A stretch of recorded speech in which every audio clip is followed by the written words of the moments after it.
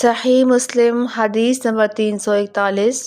ہشام نے قتادہ سے روایت کی، انہوں نے کہا ہمیں انس بن مالک رضی اللہ عنہ نے حدیث سنائی کہ اللہ کے نبی صلی اللہ علیہ وسلم نے فرمایا، ہر نبی علیہ السلام کی ایک یقینی مقبول دعا ہے جو اس نے اپنی امت کے لیے کی، جبکہ میں نے اپنی دعا قیامت کے روز اپنی امت کی سفارش کے لیے محفوظ کر لی۔ صحیح مسلم حدیث نمبر 342۔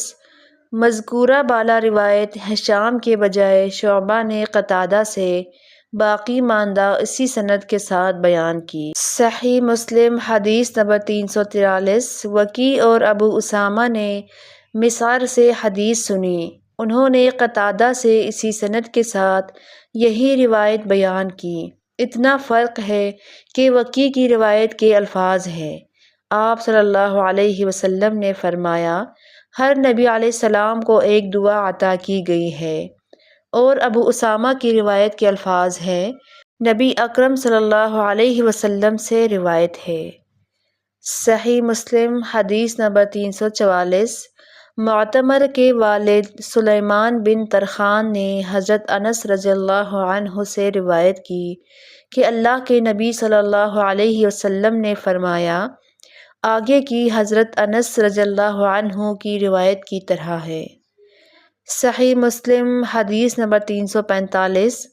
حضرت جابر بن عبداللہ رضی اللہ عنہ نبی کریم صلی اللہ علیہ وسلم سے روایت بیان کرتے ہیں کہ ہر نبی علیہ السلام کے لیے ایک دعا ہے جو وہ اپنی امت کے بارے میں کر چکا، جبکہ میں نے اپنی دعا قیامت کے دن اپنی امت کی سفارش کے لیے محفوظ کر رکھی ہے۔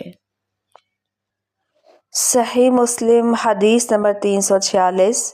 حضرت عبداللہ بن عمرو بن عاص رضی اللہ عنہ سے روایت ہے کہ نبی کریم صلی اللہ علیہ وسلم نے ابراہیم علیہ السلام کے بارے میں اللہ تعالیٰ کے فرمان، پروردگار ان بتوں نے بہتوں کو گمراہی میں ڈالا، ممکن ہے کہ میری اولاد کو بھی یہ گمراہ کر دے، لہٰذا ان میں سے جو میرے طریقے پر چلے وہ میرا ہے، اور جو میرے خلاف طریقہ اختیار کرے تو یقیناً تو درگزر کرنے والا مہربان ہے۔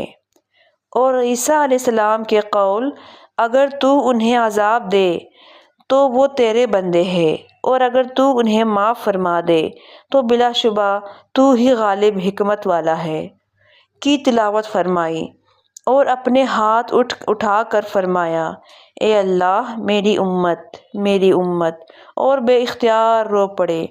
اللہ نے حکم دیا، اے جبرائیل، محمد صلی اللہ علیہ وسلم کے پاس جاؤ، جبکہ تمہارا رب زیادہ جاننے والا ہے، ان سے پوچھو کہ آپ کو کیا بات رلا رہی ہے۔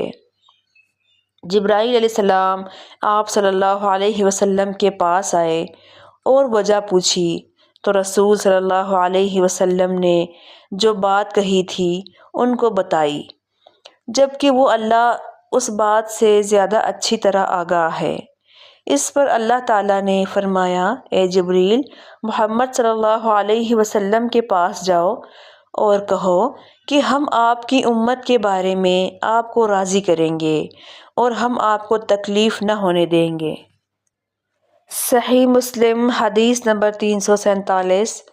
حضرت انس رضی اللہ عنہ سے روایت ہے کہ ایک آدمی نے پوچھا، اے اللہ کے رسول، میرا باپ کہاں ہے؟ آپ صلی اللہ علیہ وسلم نے فرمایا، آگ ہے۔ پھر جب وہ پلٹ گیا تو آپ نے اسے بلا کر فرمایا، بلا شبہ میرا باپ اور تمہارا باپ آگ میں ہے۔ صحیح مسلم حدیث نمبر 348۔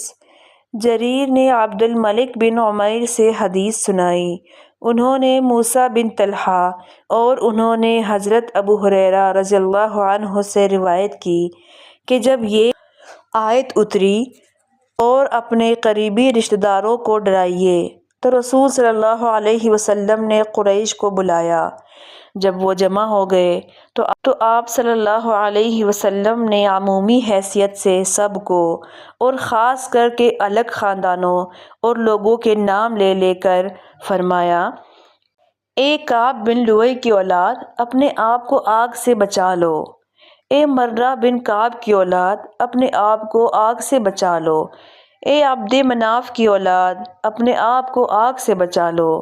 اے بنو ہاشم کی اولاد اپنے آپ کو آگ سے بچا لو۔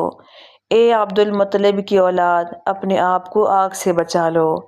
اے فاطمہ بنت رسول اپنے آپ کو آگ سے بچا لو۔ میں اللہ تعالیٰ کی طرف سے کسی مواخذے کی صورت میں تمہارے لیے کسی چیز کا اختیار نہیں رکھتا۔ تم لوگوں کے ساتھ رشتہ ہے، اسے میں اسی طرح جوڑتا رہوں گا جس طرح جوڑنا چاہیے۔